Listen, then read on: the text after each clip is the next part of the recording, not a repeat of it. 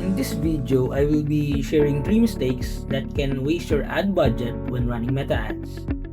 First mistake, guessing. Changing things without knowing why you're changing them. Kapag hindi mo naiintindihan yung numbers, every change becomes a guess.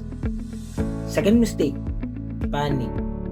Making changes too fast because numbers move. Normal lang kasing mag-fluctuate yung performance ng ad ads.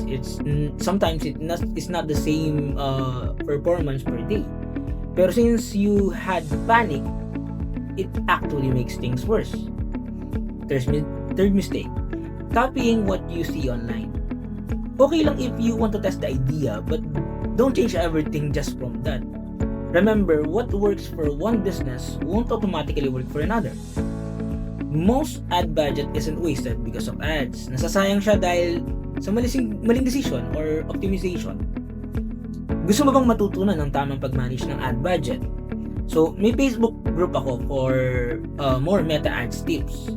Libre lang mag-join.